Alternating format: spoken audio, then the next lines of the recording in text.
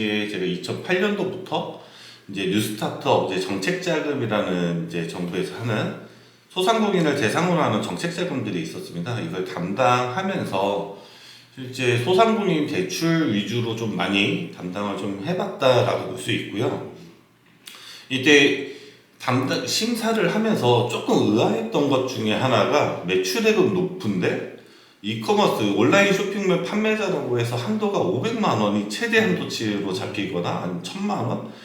굉장히 좀 불합리하다라는 생각을 좀 들었는데요. 왜 그러냐면 오프라인에서 식당을 운영하시는 분이 한 달에 매출이 100만 원이 나오지만 대출 한도는 2천만 원까지 잡힙니다. 근데 오히려 온라인에서 판매를 하고 있지만 매출액은 한 달에 600, 700씩 잡히고 이분은 고위험군으로 사업보유상 20년이 더 된 그거에 맞춰서 하기 때문에 최대 한도가 1000만 원, 절반 정도밖에 받을 수가 없는 상황이었고요. 그래서 이게 좀 불합리하지 않나, 이걸 어떻게 좀 바꿔볼 수 있는 것들이 있으면 좋겠다라는 생각들을 좀 가지고 있었고요. 이런 것들을 개선을 하기 위해서 이런 상품을 좀 만들어 보면 좋겠다라고 했었고요. 근데 이게 참 아이러니하게 이커머스 쪽으로는 거의 대부분 당시에도 쳐다보는 시각이 좀 나쁜 시각으로 좀 바라봅니다. 또 최고 위험군으로 잡히기 때문에 어떤 상품을 만들 수가 없는 거죠. 최근 들어서 좀 나오는 것 뿐이지 이전에는 절대적으로 그거를 얘기를 끝낼 수도 없는 상황이었던 거죠.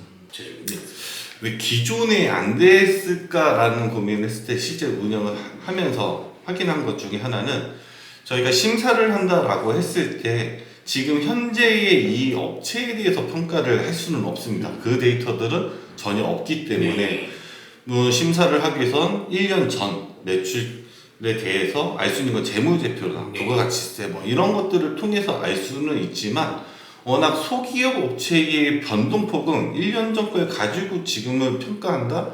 굉장히 안 맞는 부분들이 좀 많이 있고요. 기존 금융기관에서 이런 데이터들을 가지고 이 판매자들을 매일매일 체크를 해야 되는데 이건 현실적으로 불가능하기 때문에 이래서 이 상품들을 만들기 어려웠구나 라는 것들이 좀 나왔고, 오늘 내가 판매했다고 해서 내일 돈이 들어오는 경우는 거의 극히 드뭅니다. 그래서 내가 판매했던 자금들은 묶여 있는데 내가 자금이 필요할 때 유동화를 만들기 위해선 이 매출 채권을 활용할 수 있는 방안은 거의 없었고, 보통 쉽게 다가갈 수 있는 게 현금 서비스, 카드론, 그게 아니라면 이제 사채를 손을 대기, 전부 높은 금리로만 사용하시게 된 거고요. 데이터를 확보했을 때 이 데이터로 정말 내가 생각했던, 우리가 예측을 할 수 있는 모형이 나올 것이냐, 그리고 이 매출 채권이 어떻게 만들어지고 이게 어떻게 회수가 가능한지 이쪽으로 조금 더 포커스를 맞춰서 좀 준비를 하다 보니까 이커머스 판매자 대상 소상공인들의 신용평가를 내지 않고 나갈 수 있는 거의 유일한 상품이었습니다. 그래서 판매자들이 이 매출 채권으로만으로도 충분히 회수도 가능하고 안정성을 좀 띌 수 있다라는 것들을 지금 한 2년 넘게 서비스를 돌리면서 이제 어느 정도 검증을 마친 단계라고 볼 수 있죠. 제가 이 처음에 창업을 할 때 저 혼자서 모든 걸 다 할 수는 없기 때문에 제가 가지고 있는 자원도 뭐 한정되어 있고, 제가 마지막에 근무했던 곳에서 같이 일을 했던 친구들에게 한 4명이서 같이 처음에 창업을 시작하게 됐습니다. 생존을 위해서 우리가 수입이 없으니 어떻게 할까에 대한 부분이 처음 제일 큰 고민이었고요.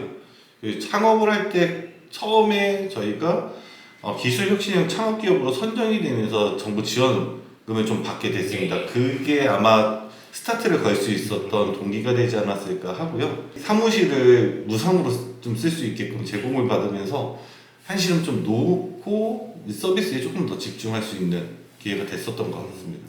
그래서 가장 기본적인 거는 이커머스 셀러가 국내 대형 이커머스 마켓에 입점해서 상품을 판매를 합니다. 이 판매를 하고 났을 때 이커머스 마켓의 정책에 따라서 누구는 월정산, 누구는 주정산, 누구는 일정산 이런 형식으로 좀 분산이 되고 있고요. 이 부분으로 인해서 뭐 일주일 정도 뒤에 받는다가 아니라 한 달 뒤, 2달 뒤가 돼버리기 때문에 돈이 좀 묵히는 부분들이 있습니다. 그래서 이 묵혀있는 내가 받을 수 있는 채권 자체를 매출을 통해서 발생됐다. 그래서 매출 채권이라고 할 수 있는데요. 이 채권 자체를 온전하게 저희가 매입을 하는 형식, 이 매입하는 업체를 팩터라고 하는데 이 팩터의 리스크가 너무 커지는 거 아니냐라고 생각을 할 수가 있습니다. 근데 오히려 이커머스에서 만들었을 때 이 채권을 온전하게 저희가 대출량이 매입하는 형식을 가져왔을 때 판매자가 상환하는 리스크를 온전하게 제거를 해버릴 수가 있습니다. 그 뒤에는 저희와 마켓, 그 이 두 군데만 남기 때문에 마켓에서 언제 나올 수 있는 금액인지 이 채권이 안전한지를 체크를 하고선 매입을 했기 때문에 리스크는 굉장히 줄어들 수 있는 부분이고요. 셀러들은 저희에게 매출 채권을 매각을 해버렸기 때문에 대출이 부채로 잡히지 않고 저희에게 받는 걸 현금 자산으로 등록을 할 수 있습니다. 매출 채권 담보 대출은 자금을 유동화할 수 있는 굉장히 좋은 제도이기는 합니다. 판매자들 입장에서 볼 때 굉장히 불합리한 구조로 되어 있는 대출 상품입니다. 금리보다는요, 이거를 책임의 소재가 어떻게 되느냐가 중요한데요. 만약에 이 매출 채권을 지급을 해야 되는 업체가 부실이 발생되었을 때 이때 모든 책임은 대출을 받은 차주, 판매자에게 다 들어갑니다. 팩토링에서는 이 책임이 팩터한테 넘어옵니다. 그래서 이제 팩토링에 대해서 좀 위험한 거 아니냐라고 얘기를 하실 수는 있지만 앞서 말씀드린 것처럼 이거 구조를 어떻게 잡느냐에 따라서 굉장히 안전하게 만들 수 있는 상품일 수도 있고요. 두 가지 정도 볼 수 있을 것 같은데요. 금융기관에서 여신 상품을 운영한다라고 했을 때 그 건전 여신을 활성화해야 된다는 얘기는 항상 많이 들었을 겁니다.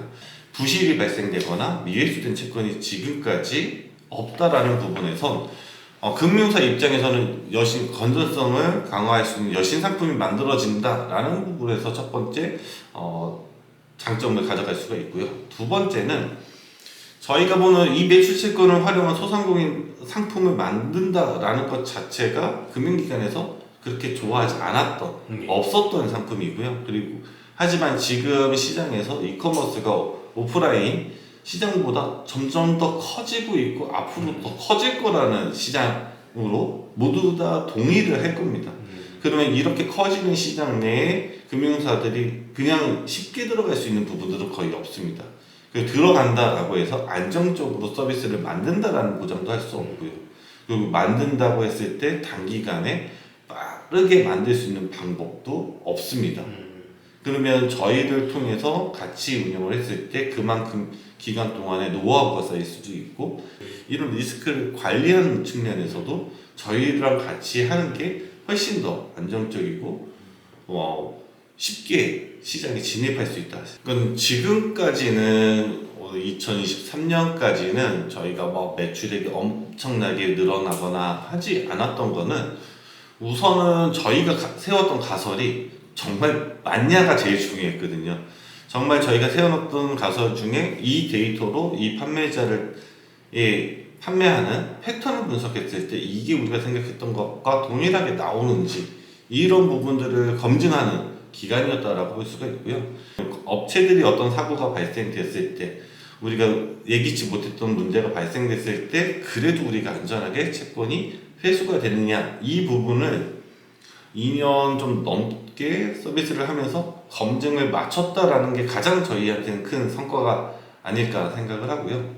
저희가 서비스를 오픈하자마자 오픈하고 4개월 만에 누적거래액은 100억을 찍었습니다. 보통 누적거래액 100억이다라고 할 때 1금융권에서도 진행을 했을 때 대략 한 6개월 정도 소요가 됐던 거고요.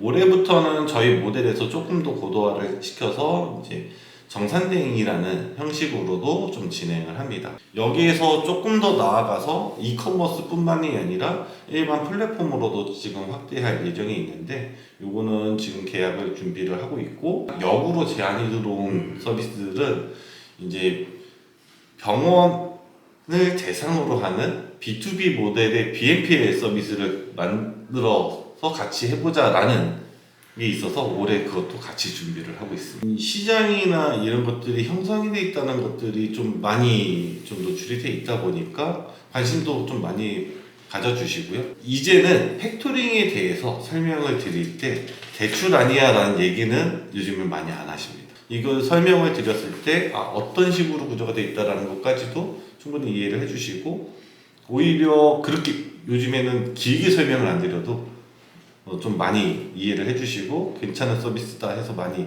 연결이 돼 있는 상태입니다. 지금 부분 외에 금 판매자들이 어떤 부분들이 가장 필요로 하는지 좀 봤을 때 첫 번째가 구매 자금입니다. 왜냐면 자기네들이 구매를 할 때 목돈이 들어가기 때문에 판매했던 대금보다 더 많이 들어가는 경우들이 생기거든요. 이 업체가 어떤 상품들을 어떤 식으로 판매를 하고 있고, 이런 이슈가 발생되는 명절이라든지 이런 것들이 있을 때 매출액의 변동폭, 그리고 이 사람들의 판매 패턴들을 분석을 해서 이 사람이 이 시기에 왜 자금이 필요하고 이 자금이 들어갔을 때 어느 시점까지는 우리가 안정적으로 회수할 수 있다라는 것들이 이제 저희 프로세스를 통해서 산출이 나오거든요. 이 상품을 판매할 수 있는 개연성을 띠는 채권들이 만들어진 거고, 이걸 장래에 발생이 될 수 있는 매출 채권이다 라고 할 수 있다면 이걸 팩토링처럼 매입을 할 수 있는 구조가 만들어질 수 있습니다. 그래서 이 부분들로 모든 업체들은 해드릴 수는 지금 당장은 할 수는 없지만, 지금 서비스를 쓰고 있는 업체들 중에 기존에 했던 내역들을 통해서 나온 일부 업체들에 대해서는 테스트 경비해서 지금 진행을 하고 있고, 우선은 저희는 신용 평가를 하지는 않습니다. 이 매출 자체가 발생하는 것이 가짜인지 진성인지, 그리고 매출이 발생됐을 때 이게 하자없이 상품으로 나가서 회수가 가능한 채권으로 만들어질 것인지에 대한 평가가 들어갑니다. 저희가 이 자금이 나가고 나서 매출액이 3배 이상 뜨는 업체까지 봤거든요. 고도화를 하는 단계에 있고 조만간에 아마 오픈이 되지 않을까 생각됩니다. 금융사에서 신용평가를 할 때 예전과 동일한 과거 자료를 가지고 평가를 합니다.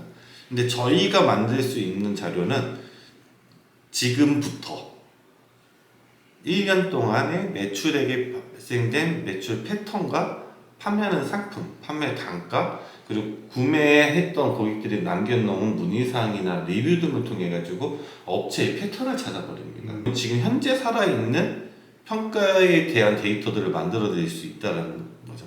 대부분 대한평가 이렇게 얘기를 하시는데, 이거는 단편적인 정보이기 때문에 보조지표의 자료로서는 충분히 메리트가 있지만 이것만 가지고 평가하는 것은 조금 무리가 있다. 국내 판매자들도 쇼피를 통해서 동남아나 이런 쪽에 판매도 많이 하고 있고요. 쇼피에서 뛰는 판매 수수료도 있지만 그 정산 대행해주는 페이팔이나 이쪽을 통해서 나오는 또 수수료가 있고, 환전에 대한 환 리스크에 대한 부분들이 이제 베트남 돈에서 달러로 바뀌고 달러에서 다시 원화로 바뀌는 부분에서 환전 수수료가 2번이 발생이 되는 게 저희가 서비스를 제공한다면 풀어드릴 수 있을까, 이 부분도 좀 고민을 하고 있고요. 저희도 자금을 유동하면서 자금이 계속 돌다 보니까 굳이 대형 투자를 유치를 해야겠다라는 것보다는 서비스를 좀 더 안정화시키는 쪽으로 방향을 좀 갖자라고 해서 별도로 이제 투자 라운드를 돌거나 그런 부분들은 없었고요. 이제 해외 진출이나 저희 서비스를 좀 더 고도화해 나가는 그런 부분을 지금 계획을 잡고 있기 때문에 그때 좀 매칭이 될 수 있는 곳들을 좀 이제 준비를 좀 하고 있습니다. 공정하지 않다, 좀 누군가에게는 좀 삐뚤어진 시장 같다라고 생각했던 부분들이 좀 컸습니다. 그래서 우리 서비스를 통해서 우리 플랫폼 안에서 공정하게 누구든지 내가 능력과 내가 잘 판매할 수 있게끔 할 수 있는 도움이 되는 서비스를 만들어 보자 라는 비전을 가지고 있고요. 단순히 이커머스 판매자를 대상으로 하는 자금 유동화 서비스 외에 저희는 소상공인들 간에 거래할 수 있는 무역거래 플랫폼으로 확대하기를 원하고 있습니다. 내가 국내에서 가지고 있는 상품들을 해외에 있는 다른 판매자들이 쉽게 가지고 가서 해외에서 팔 수도 있는 이런 구조를 만들 수 있는 무역거래 플랫폼으로 확대해 나가는 게 저희의 마지막 목표라고 할 수 있고요. 저희가 지금 한 3년 정도 서비스를 진행을 하면서 지금까지 여러 가지 형태의 사고 사건들이 많이 있었습니다. 하지만 저희 프로세스 통해서 나가는 것들은 3개월 이내에 거의 전액 다 회수가 됐기 때문에 남들과 비교했을 때 지금까지 부실된 부실 채권은 단 한 건도 없는 영원을 지금 유지를 하고 있고, 이거는 이미 저희랑 연계되어 있는 금융사들이 다 검증을 해준 상황이라고 볼 수 있습니다. 이게 저희가 어떻게 보면 유사 서비스들을 만들고 있는 곳들에 대해서 저희가 갖고 있는 가장 큰 장점이자 경쟁력이지 않을까 합니다.